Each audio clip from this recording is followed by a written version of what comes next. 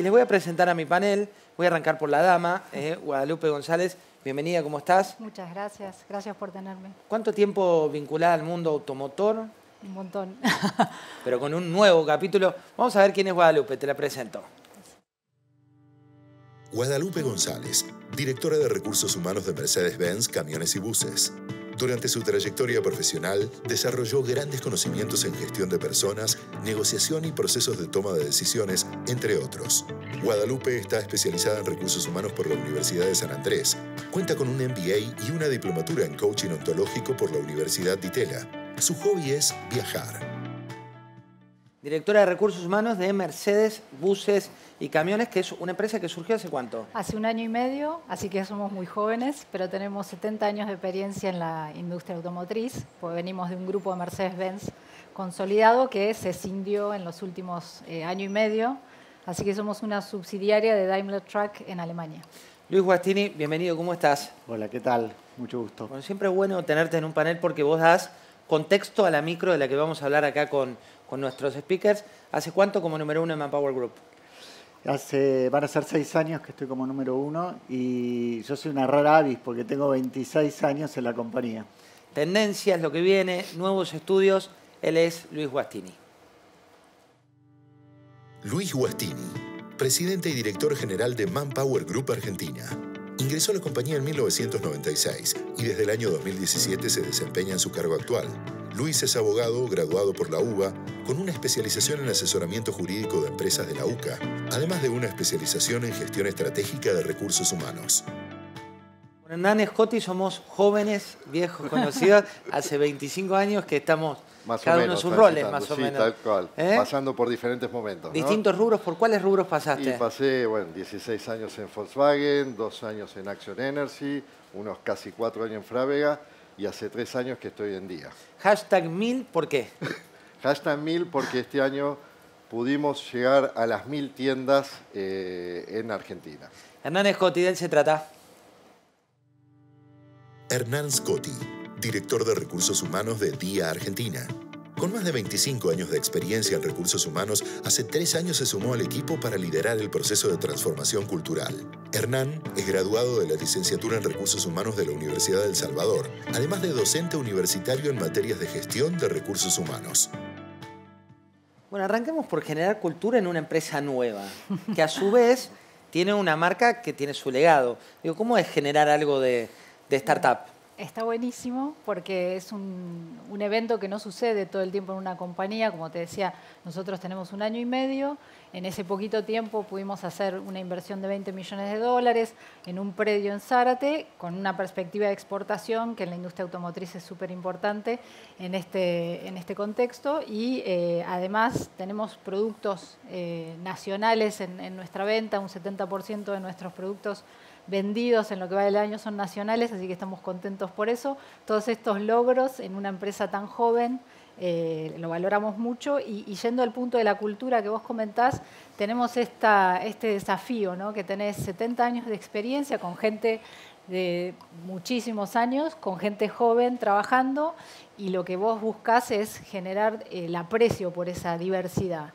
El tema intergeneracional es algo que para nosotros es relevante, de alguna manera para poder desafiar los procesos, ser más ágiles, pero que la experiencia sea un activo, ¿no? Y la gente joven también valora mucho la experiencia, le interesa el conocimiento, pero al mismo tiempo tiene, otras inquietudes. Entonces ese es el desafío que hoy tenemos, lo tenemos a flor de piel, digamos. ¿Cómo mixar para que sea una cultura? Hernán, 3.500 empleados, 7 provincias, 1.000 tiendas. ¿Cómo haces para que eso sea una cultura? Bueno, gran parte de eso nosotros lo pensamos desde el punto de vista del liderazgo. Los líderes tienen un rol muy protagónico en la construcción de una cultura y en relación a este proceso de transformación que viene haciendo Día hace 3 años, desde el punto de vista del nuevo modelo de negocio, con una nueva propuesta de valor hacia los clientes, con un plan de renovación de tiendas, de ampliación de nuestras tiendas, es fundamental que los líderes estén con un perfil, con el comportamiento asociado a nuevos valores y nuevo propósito que hemos lanzado. Luis, transformación tecnológica, ¿no? En este contexto donde hablamos hace un ratito de algunos que quieren modelo híbrido, otros que no pueden implementarlo porque básicamente no da el modelo de negocio. ¿Cómo la llevamos? Bueno, a ver, el gran desafío que hoy tienen las compañías es que no hay talento, ¿sí? Las empresas tienen una enorme necesidad de transformarse. Solo te tiro un dato como para entender la disyuntiva en la cual hoy están las compañías. En la primera revolución industrial, la máquina de vapor incrementó la productividad un 25%. Los primeros estudios que se están haciendo sobre inteligencia artificial hoy hablan de que la productividad podría llegar a aumentar hasta un 50%. Y en meses, no en años. En meses, en meses. Y eso está haciendo que se requieran nuevas habilidades y nuevas formas de trabajo. Se estima que para dentro de unos 7 años va a haber 85 millones de puestos sin cubrir en el mundo, el equivalente a la población de Alemania. Entonces, frente a ese desafío, las empresas se encuentran tironeadas por dos fuerzas muy importantes. Por un lado, la gente que tiene expectativas nuevas, necesidades nuevas respecto del trabajo, prácticamente el 80% de las personas dice que la pandemia les cambió su forma de pensar sobre el trabajo, y eso implica, por ejemplo, como mencionabas vos, que prácticamente el 70% de las personas no quiere un trabajo full presencial. Y por el otro lado, las empresas que necesitan, de alguna manera, construir una cultura organizacional, y el camino que están encontrando es la presencialidad. Entonces, dentro de esa dicotomía es donde se están debatiendo cuáles van a ser las políticas de recursos humanos para atraer talento, retenerlo y al mismo tiempo satisfacer esas necesidades. Bueno, esa realidad, y Guadalupe, vos recién nos hablabas y dejaste así como deslizando uno de los puntos estratégicos de básicamente la gestión que tenés por delante, que es integrar, ¿no? Integrar una cultura por ahí más tradicional, con cierta edad, y integrar a los desafíos de los jóvenes. ¿Por qué es importante esa combinación? Porque lo que vemos nosotros es, digamos, como un potencial en esta conjunción de experiencia y juventud como un activo, ¿no? Por eso trabajamos la diversidad en todos los aspectos. O sea, hacemos mucha concientización, trabajamos mucho con el sindicato, con concientización de temas sociales que atraviesan. Eso también, de alguna manera, une a estas generaciones, si querés. Y hablamos de microviolencias, o sea, buscamos la forma de atravesar, además es un valor corporativo, Daimler Truck, el tema de diversidad, entonces nos apalancamos en eso. Y lo otro que vemos es como un potencial en desafiar estos procesos desde cero, porque como estamos creciendo y somos jóvenes en la industria, en la Argentina, lo que buscamos es potenciarlo eso, como te digo, como un activo, pero sin dejar la experiencia, porque es lo que nos trajo hasta acá también. Entonces, un poco por ese lado es donde estamos trabajando. Hernán, eso de la experiencia vinculado con los clientes finales, digo, uno ve los números de ustedes, 3,9 millones de socios del club, tenés más de 35.000 clientes cada mes. ¿Cómo generas una cultura que sea la que comparte tu equipo? Bueno, lo más importante es estar cercano de los clientes. Digamos, nuestro propósito es estar cada día más cerca de las personas, de los clientes, de los trabajadores. Entonces, nosotros tenemos que promover esos comportamientos de acercamiento, entender la experiencia que requiere el cliente, y simultáneamente nosotros somos clientes propios también. Entonces, tenemos que vivir esa experiencia y alinearnos a esas necesidades y satisfacerlo. De hecho, nosotros hacemos una clara medición con una encuesta de NPS permanentemente de los clientes, y no solamente de los clientes, también de los colaboradores. O sea, la verdad que queremos escuchar todas las voces en eso. Y ahí cuando hay algo malo tenés que actuar. Mirá, cuando vos lanzás una herramienta donde medís la satisfacción de los clientes, primero empezás a transparentar todo y tomar compromiso para resolver las cuestiones o las necesidades que se presentan. Nosotros, por ejemplo, desde el 2020 implementamos la encuesta de compromiso, medimos el NPS ya. En la última medición, que fue el 2022, subimos 10 puntos. Claramente concentramos en algunas acciones concretas, y con esto lo que tendemos es a ir mejorando cada día más. Luis, hablando de realidad y de involucramiento, ¿no?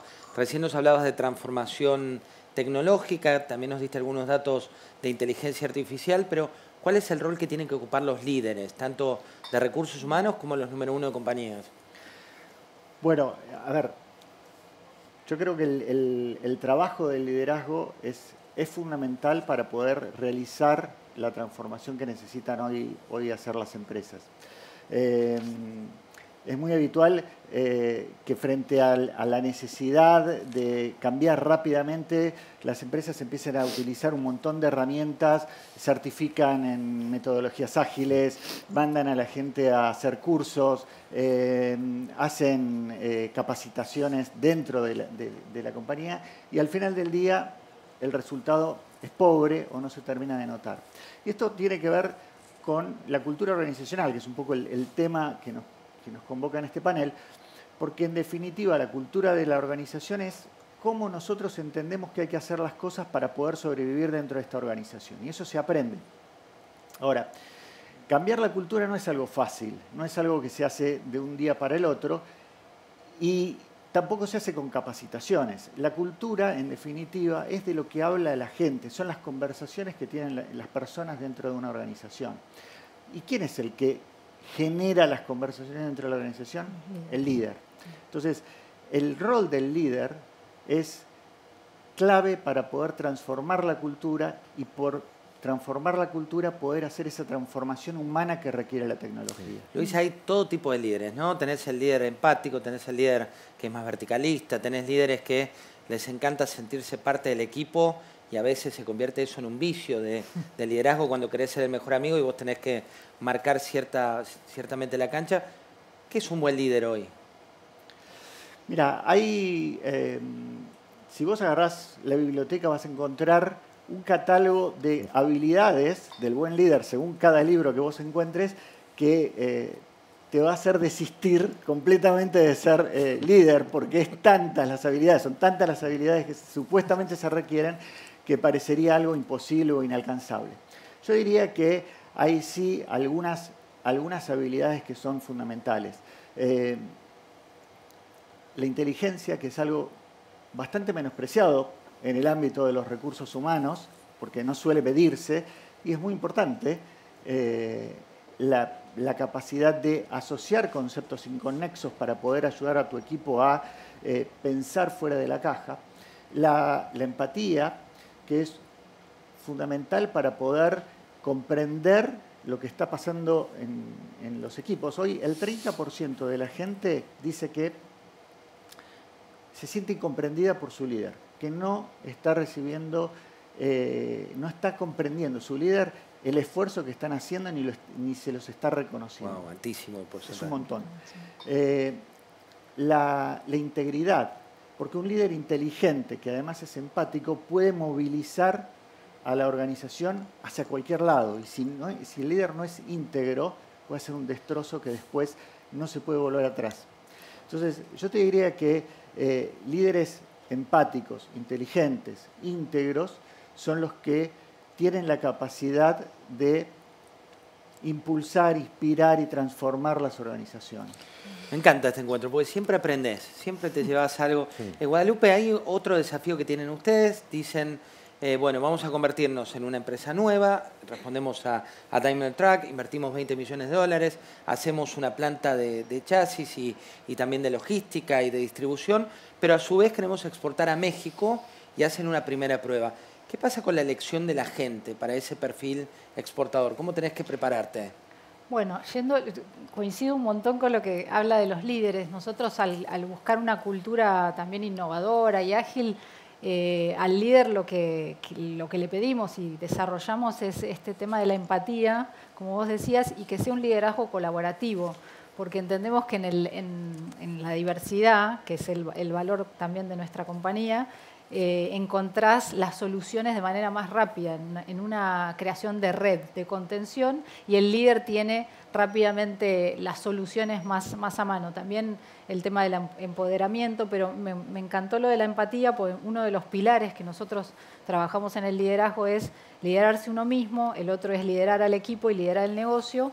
Y por darles un ejemplo, el primer justamente comportamiento, la competencia que pedimos es empecemos por escuchar, ¿no? Escucharse uno mismo como líder, de saber qué me está pasando, hasta incluso temas de salud, escuchar a mi equipo, entusiasmarlo y escuchar al cliente para buscar las soluciones que pueden ser de los más caóticas, porque hoy la realidad sucede más caótica, no es secuencial. Entonces hay que entrenar al líder en esa situación caótica, cómo resolverlo, y volvemos al tema de las redes y el tema de la contención.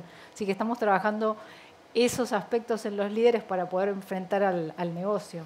Hernán, cuando uno analiza el caso de ustedes, el CEO global es argentino, ¿no? Que es algo que uno ve la expansión. Operan en ¿cuántos países a nivel internacional? 4 países. En 4 países a nivel internacional, y tenés que liderar a tu equipo por un lado y por otro lado franquiciados, por otro lado generar lo que en la jerga se llama proximidad o tiendas de proximidad y estar cerca de un cliente. ¿Cómo es esa evolución y por qué crees que un argentino llegó a lo más alto? A ver, nosotros tuvimos un interesante desafío allá por el 2020 de reconfigurar un poco el modelo de negocio y llevar adelante una nueva propuesta de valor, que nos animamos con un piloto de 4 tiendas. Cuando vimos que esto resultaba y que era lo que el cliente nos estaba demandando, ahí empezamos con un plan de renovación y crecimiento. Sin duda, eso más ordenar un poco la empresa, presentar resultados positivos, nos posicionó a Argentina en un lugar bastante privilegiado. Y bueno, Martín, quien justamente ayer, Martín Tolcachir, que recibió un premio en reconocimiento al retail, bueno, él terminó ya el año pasado como CEO a nivel global. Y esto, bueno, a nosotros nos entusiasma y nos inspira para seguir avanzando en todo este proceso que realmente está trayendo muy buenos resultados. Luis, hablando del contexto, hoy fuimos recorriendo distintas generaciones y a cada uno desde nuestro rol también. Cuando vos decís, bueno, te felicito, vas a ser jefe. Por ahí alguien de la generación Z te viene y te dice, no, ¿por qué me haces esto? ¿Por qué me metes acá? ¿Cómo hacemos en este contexto cuando las generaciones, en otra época, lo que era un premio, hoy muchos te hacen sentir como que lo estás castigando? Sí, es un poco así. Las prioridades en general las prioridades de todos han cambiado, como te decía antes, después de la pandemia. Hay una mayor preocupación por vivir una vida un poco más equilibrada de la que a lo mejor teníamos en nuestra generación. Y desde ese lugar, los jóvenes no tienen como prioridad el pensamiento de, bueno, mi proyección de carrera es crecer dentro de la organización como líder. Son otras las prioridades que empiezan a aparecer. A ver, desde ese lugar, el desafío de los que trabajamos con capital humano es encontrar a aquellas personas que tienen, por un lado, la vocación y por el otro lado, la habilidad como para liderar a otras personas. Yo creo que el líder se hace, pero hay ciertas habilidades innatas que hacen que una persona que logra transformar gracias al impacto que genera en otras personas, que logra inspirar, recibe mucho más de lo que da. Encontrar esas perlitas dentro de la organización o fuera de la organización es uno de los desafíos más grandes que tenemos los que estamos en Capital Humano. ¿Y qué distingue a una buena marca empleadora? Digo, porque otra de las cuestiones de época no es la empresa la que elige a alguien para trabajar, sino que la persona termina eligiendo una empresa. Digo, ¿cómo haces para fomentar y generar una marca empleadora fuerte? Y tenés que ofrecer un proceso de liderazgo justamente que invite a tener esa experiencia, a encontrar esa vocación. Nosotros ofrecemos una carrera internacional, estamos en más de 160 mercados, somos 100.000 empleados, o sea, ofrecemos un lindo desafío, pero también somos auténticos en el tema del valor de la vocación del liderazgo. Hacemos programas de desarrollo que van identificando primero a los perfiles, pero también haciendo esta reflexión sobre si realmente te interesa, te gusta, tenés vocación de liderazgo en nuestra compañía. Trabajamos o invertimos mucho tiempo en eso porque es para nosotros muy importante que alguien no esté presionado por una cuestión a veces social o aspiracional, pero que sea una vocación de ser líder en nuestra compañía. Ahí hacemos mucho esfuerzo y eso es lo que entiendo que es clave para ofrecer una marca empleadora que sea auténtica y atractiva al mismo tiempo. Hernán, hoy hablamos de bienestar, el contexto de ustedes es hipercompetitivo, pero cuando decís, bueno, tengo que generar bienestar internamente, tengo que superar ciertos desafíos, ¿cómo es que lo logran? Mirá, justamente, y hablando de este tema de marca empleadora, nosotros construimos desde adentro hacia afuera. Y la propuesta de valor que ofrecemos a nuestros colaboradores se basa en 3 aspectos. El liderazgo, un liderazgo empático, cercano, inspirador. Un segundo aspecto que es el desarrollo y las capacidades que tengan las personas para crecer dentro de la organización. Y el tercer punto está asociado a la flexibilidad y al bienestar. Para nosotros el bienestar es un eje central y de hecho cuando hablamos de la encuesta de compromiso, los planes de acción, lanzamos un programa de bienestar basado en el bienestar físico, el bienestar emocional y el bienestar laboral. Y por ahí vamos transitando. Hablando de ejes, ¿no? Hay un estudio de ustedes hace muy poco que hablan de 4 fuerzas concretas, muy directas, que van a impulsar lo que en la jerga llamamos el potencial humano. ¿Cuáles son? Bueno, el estudio al que haces referencia, que forma parte de una serie de papers que nosotros desde Manpower Group publicamos periódicamente, es un paper que presentamos a principios de años en Davos y que de alguna manera marca un poco la tendencia de lo que va a pasar en el mundo laboral de aquí al corto, mediano plazo. ¿Cuáles son esas fuerzas? ¿Cuáles son esos ejes que van a impulsar el potencial humano? Bueno, por un lado tenemos los aspectos demográficos. Estamos frente a una gran dicotomía donde por un lado tenemos una población mundial que está envejeciendo, y ojo que Argentina no está exenta de esa problemática. Pensá que para el 2030 más o menos una tercera parte de la población va a tener más de 60 años.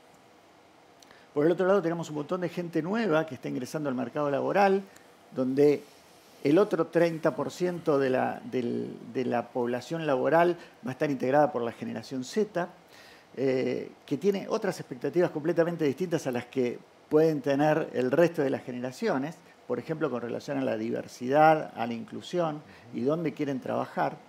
El segundo aspecto tiene que ver con las elecciones individuales, y de algo de eso nos referíamos antes.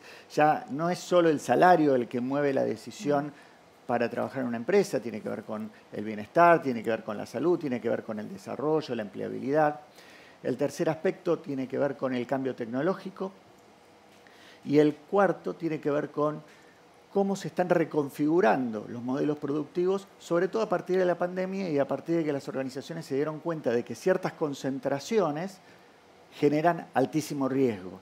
Y entonces las fronteras se están diluyendo y el talento empieza a ser mucho más accesible sin importar dónde se encuentre o en dónde lo puedas conseguir.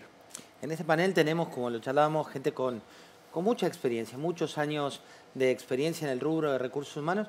¿Qué cambió en tus 25 años de carrera al momento de dirigir un área de recursos humanos? Digo, ¿qué es lo que decís? Esto no me pasaba y ahora tengo que adaptarme porque es la nueva realidad. A ver, en primer lugar lo que te puedo decir que hubo una evolución de la participación del área específicamente de las personas de recursos humanos en la organización. Nos volvimos más socios estratégicos o empezamos a hablar más el lenguaje del negocio que propiamente de recursos humanos. Entonces, ese es un primer punto. Y el segundo punto, hubo una evolución, yo creo, parte también de este liderazgo, que es un liderazgo más empático, donde ya el líder no tiene que saber tantas las respuestas, sino tiene que hacer más preguntas y darle mayor participación a la gente. Entonces, con las nuevas generaciones que te provocan, te hacen reflexionar sobre cómo tenés que gestionar en este contexto actual, bueno, yo creo que hay un lindo desafío y es muy divertido. Guadalupe, ¿qué cambió?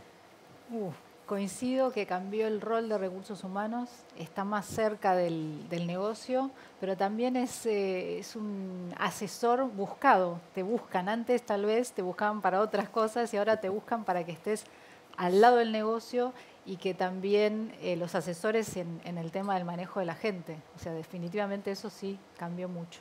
Luis, en nuestro país con tantos vaivenes y un poco lo que tiene de bueno también la charla que tenemos hoy es que nos saca por un rato de esa coyuntura tan extrema que tiene la Argentina en los últimos, te diría, 20 años. Te lleva a que la parte soft, la parte hard, los distintos skills vayan variando de acuerdo a la época. Hoy, ¿en qué estadio estamos? ¿Qué es lo más importante de un líder de recursos humanos?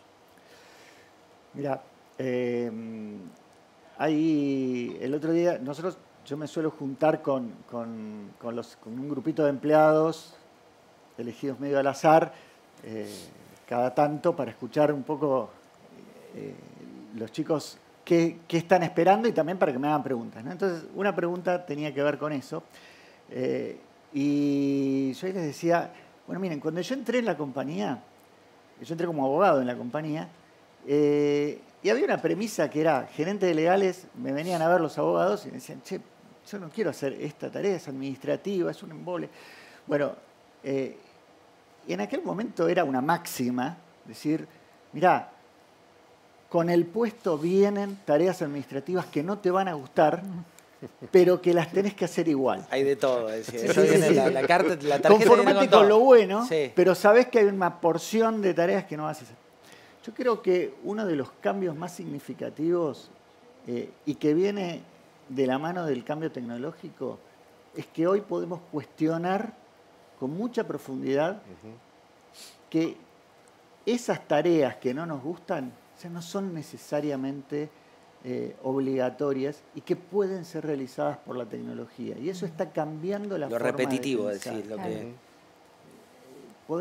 Podemos pensar de otra manera y eso requiere un desafío enorme porque implica, por un lado, trabajar con la tecnología, pero al mismo tiempo empezar a tener habilidades o a desarrollar habilidades que antes no teníamos. Porque antes estábamos muy conformes con esta porción de tareas repetitivas y podíamos hacer algunas otras que eran interesantes. Ahora tenemos que el 100% desarrollar creativamente nuestro trabajo y eso implica, como decíamos antes, empatía, pero también implica creatividad, implica asociar ideas, conceptos que no tienen nada que ver. Hoy un líder, y sobre todo un líder en recursos humanos, tiene que tener la capacidad de poder conectar conceptos que, bueno, la sequía en un pueblito de Alemania, ¿cómo puede llegar a impactar en los recursos humanos